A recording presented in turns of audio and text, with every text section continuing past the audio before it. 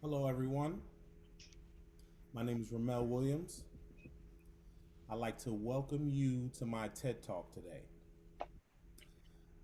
Today, my topic is going to be about deaf and hard of hearing in the workplace and in the world in general. First, let me explain what this project entails. I sought out research on why some deaf and hard of hearing individuals may encounter workplace discrimination or trying to obtain employment. A lot of times people have preconceived notions that deaf people are incompetent to certain tasks. Working in the interpreting industry myself, I run across people who don't understand that deaf people are just like anyone else. They may just need an interpreter to assist them, communication and be heard as well. Not all deaf people read lips. That's a misconception that a lot of people have. All deaf people can't read lips. That's a fallacy that has been in the hearing world for a long time. Some of the misconceptions are that deaf people can't read, write, drive, and do other normal functions that we as humans do on a daily. A lot of times when I'm in positions of as an interpreter, I have to remind uh, the doctor or whoever the hearing person is that this person, this deaf person, they can read, they can write. I am just the voice. And a lot of times I have to let them know, talk to the deaf person, don't talk to me. They see me as the voice, so they come to me directly instead of going to the deaf person. And that's something that hearing people need to understand. In the workplace, there are many benefits a deaf or hard of hearing person can bring to an organization. I want to showcase and highlight those benefits. Deaf people in the workplace can provide a new culture for the company as a whole. With a unique language, people are eager to learn sign language and may want to know the culture. Deaf people see the world differently and are able to bring different perspectives to team meetings and projects. Deaf people also, they're educated as well. Some with advanced degrees and have skills just like anyone else to do the job. Within this project, I want to tackle topics of positive psychology. There was a man, a philosopher, psychologist who discovered the term positive psychology. And positive psychology is the study of positive subjective experiences, positive individual traits, and positive institutions. It promises to improve quality of life. Positive psychology also focuses on both individual and societal well being. It is a field of study that has been growing steadily throughout the years as individuals and researchers. They look for common ground on better well being. It is also studying human thoughts and feelings and behavior with a focus on strengths, positive experiences, happiness, joy, inspiration, and love. Positive institutions applying positive principles within entire organizations and institutions or with self. We discussed another term called grit in our program, GRIT, which refers to a person's ability to persist after setbacks. Grit is a trait that can be found in a person with a growth mindset. A person with grit is known to be tenacious, which is the ability to persevere,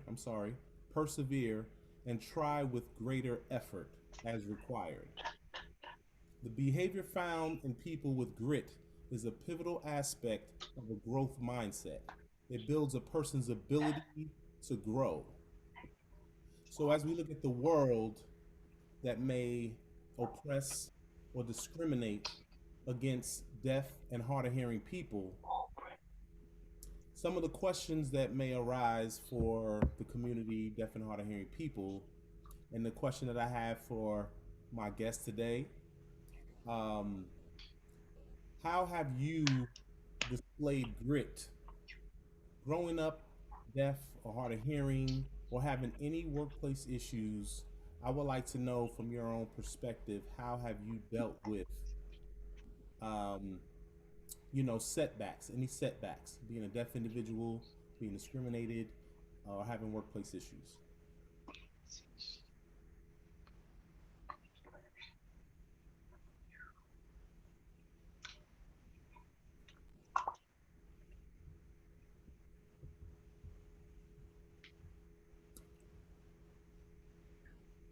So is the question for either of us? Either one, You yeah. want us to respond?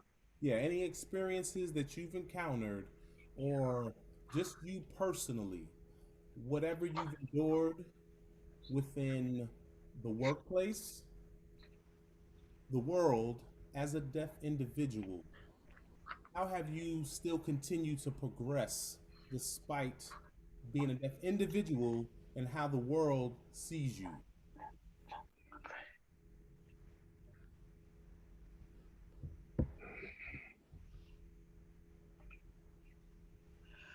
Well, my experiences with workplace jobs in general, um, positive. A lot of times, I try to be positive, despite the fact that a lot of times many employers don't want to hire deaf people, or they refuse to take the responsibility to hire interpreters. So I go to different interviews, and I'm not able to even communicate, so I can't even interview well. But I have a college degree. I have skills. I have an associate's degree, and I have the training and the skills to do the job. But I can't even get in the door uh, without an interpreter to without being provided an interpreter for the interview. So I try to remain positive. Um, and despite all of the discrimination and their refusal, we and the refusal to comply with the ADA, the Americans with Disabilities Act. So I have all this. I have the experience on my resume, and my resume is I come prepared to the job, and I go to different places over and over, and it's very frustrating when they refuse to provide an interpreter, which is just basic access to the interview process itself. So they in the hospitals they have what's called a MARTI, or an interpreter that's provided through a computer screen, basically. Um, but a lot of times there's freezing, and um, there's technological difficulties and issues that come with those things. So I've been working at my current job for 4 years. Um, and so it's a positive work experience. Um, they provide what I want, whatever the things that I need for an interpreter, but it took a long time for me to get a job in the with the degree that I have attained. Richard is saying, from my personal experience, um, like Debricka said, it is difficult to get uh, an interview. I've struggled with things like that, and they tend to look down on deaf people. They think that deaf people can't read. They think that deaf people can't. Um, they because they can't communicate with us. They have a habit of thinking that it's our fault. Oh, we communicate. We can communicate. We communicate with our hands, and so that is the first. And then if we get frustrated and if we show anger, then as a Black person and deaf, we're considered an angry Black person, and then they have another issue with us, and they feel like they have another reason to not give us the opportunities that we deserve. And they seem to be negative. It's always a negative negative view of deaf people. I have to show them.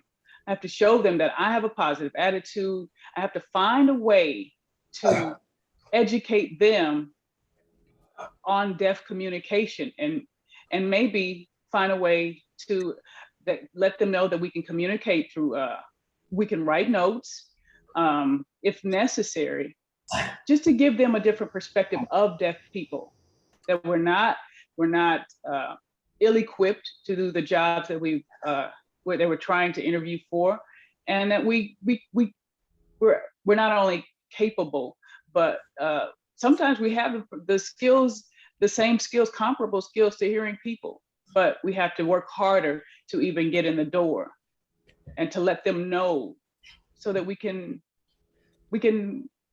actually show and prove that deaf people can do things like the same things that hearing people do, except hear. So once they realize that deaf people take off the label of deaf people as not being the things that we can't do, and realize that the many things that we can do, change their mind um, and their perspective, then and so that we can be seen as humans, and that is the success. So the educating is sometimes it's hard and it's frustrating, um, and then we find that people are eager. So if we can just spread the news that that hiring a deaf person is not a burden. Um, so there's a communication barrier, and if we could just take off the word can't, and then more people would be able to be hired in these. I wouldn't have so many hiring discrimination. Absolutely. I appreciate both of you guys for those experiences.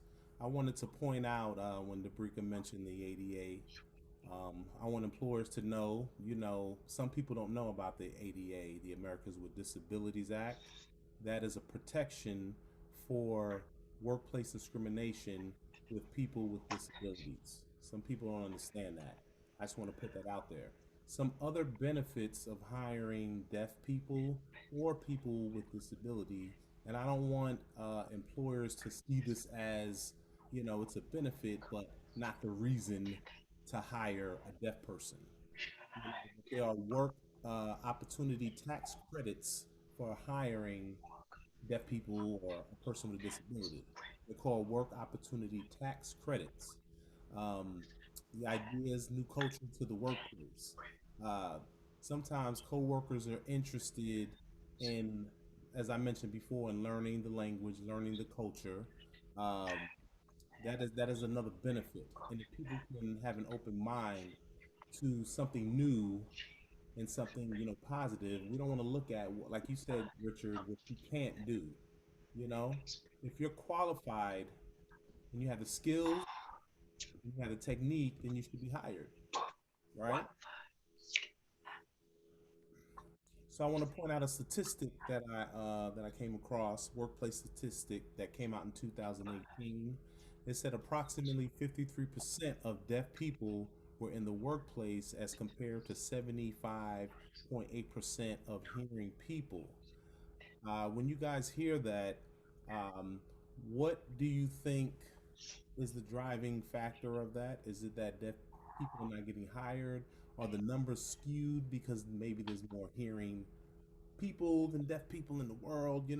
Of course, they take those numbers and they adjust it, you know, for research. So when you look at those numbers and know that, of course, hearing people are more employed in the workforce than deaf people, what do you think about that?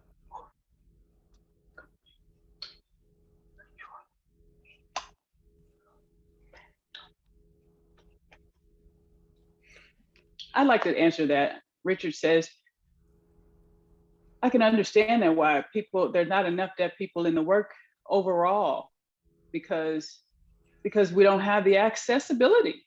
One example is on TV.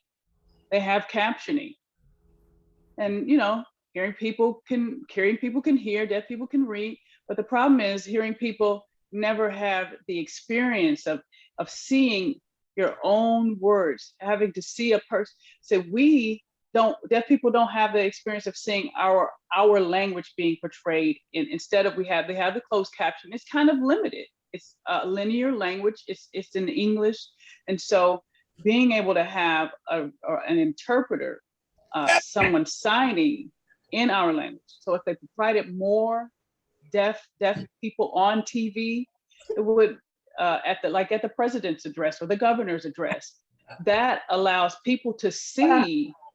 And wow, and hearing people really appreciate it as well. They appreciate being able to see that and knowing, oh, deaf people, and just keeping deaf people on the minds of hearing people. When they see that, it reminds them and brings that the communication is necessary. This is an important message from our president or our governor, and so we should have access. We should have equal access.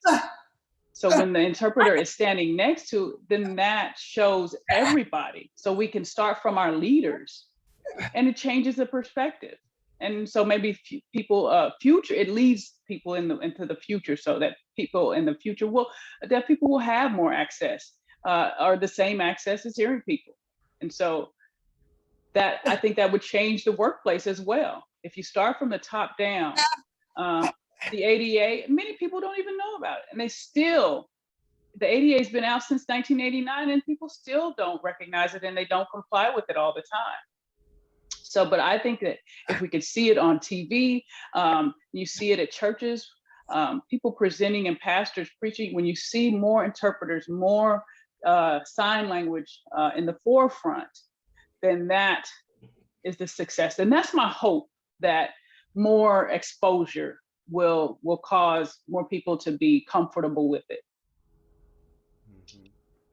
And Debricka is saying, at the same time, I feel that at the schools, it's the school's responsibility, because the parents have to teach. The parents are the first to teach and educate their children, but in schools, they don't, the deaf people, they don't always, it's not always equal access. The schools are not taught how the difference that the deaf needs for educational purposes. Because if you have to provide access. And if you provide access at an early age in the beginning,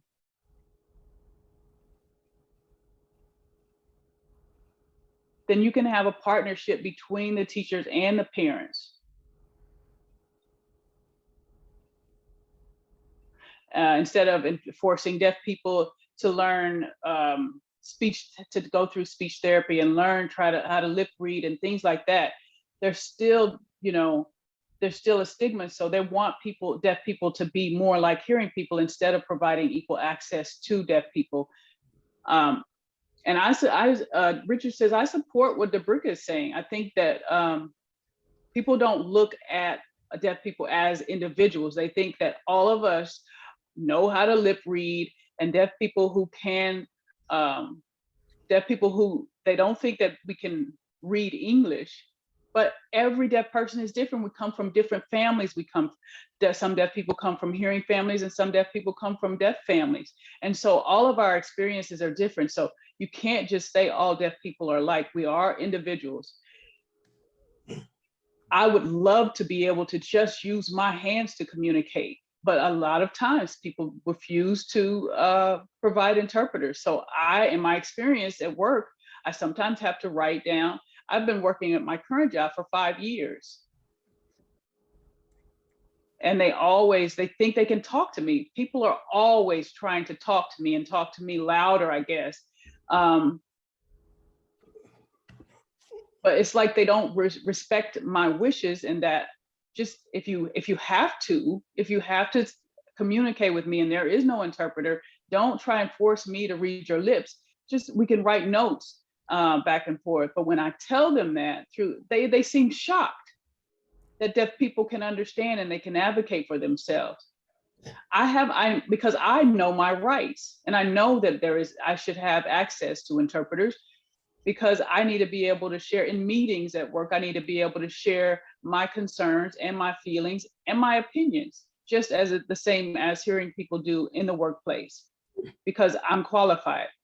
And if you bring an interpreter in, you can see that I'm not only skilled at the work that I do, but I'm also perfectly capable of expressing my feelings and my thoughts and my opinions. And I can provide benefit. I can be my insight can be beneficial to that company. So just if we, when the attitudes of people change, then the access changes and our abilities are less hindered. My last question, guys, before we get out of here. Once again, I appreciate you guys for joining me here for my TED Talk. My last question is regarding positive psychology. Um, I read, I explained the terms and what positive psychology means. My question is for the community, as a deaf person, as an individual, um, how or or or does how how does the community or yourself adopt the positive psychology model if being discriminated against, oppressed, how do you adopt that model of positive psychology? Because, like I'll explain what the specific definition of positive psychology, the study of positive subjective experience, positive individual traits, positive institutions. It promises quality of life, a better quality of life. How do you individually or community wise adopt that model despite not depression, I'm sorry, oppression and discrimination as a deaf person?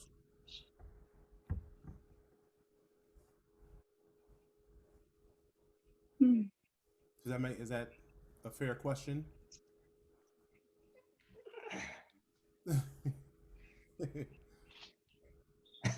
I was just trying to think about it. Debricka says, I mean, positive psychology, my perspective,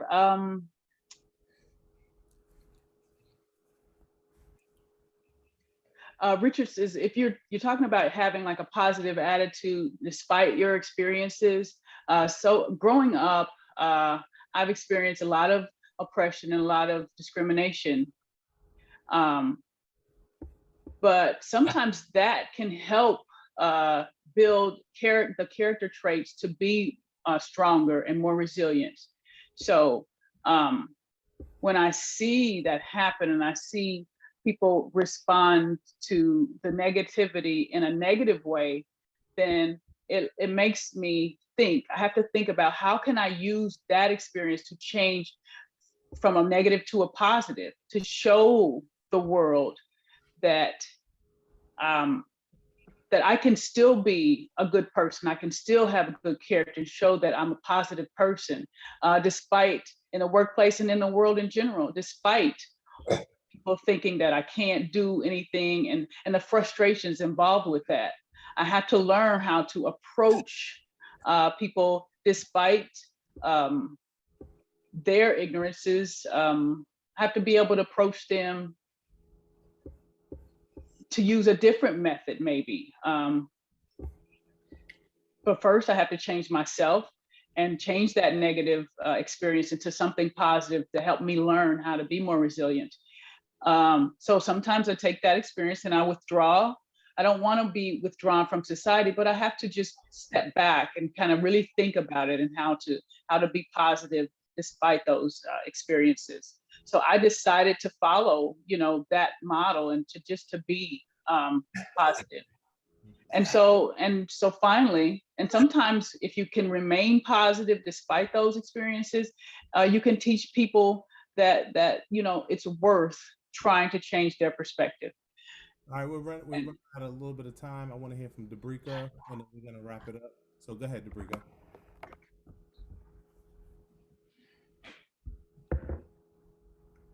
um, it's the best to describe the influence of negative experiences. Sometimes it will determine whether you're weak or strong. Um, I struggle with, there are some things, translating English into ASL so that I can understand it.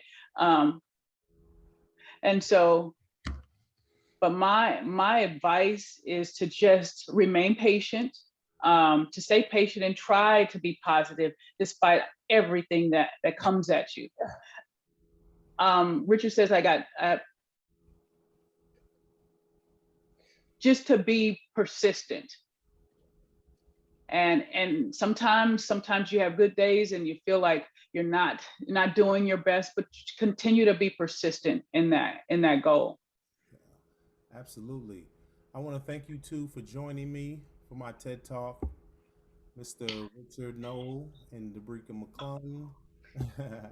I thank you, Rachelle, my interpreter down here, Miss Rachelle Clark, for assisting interpreting this presentation. In conclusion, we all have a place in this world, and deaf and hard of hearing bring a unique dynamic to the world and the workplace. If employers and people would open up their minds, they would see that it isn't a burden on anyone of a different culture. It's a learning experience, and we can all learn from being involved culturally with others.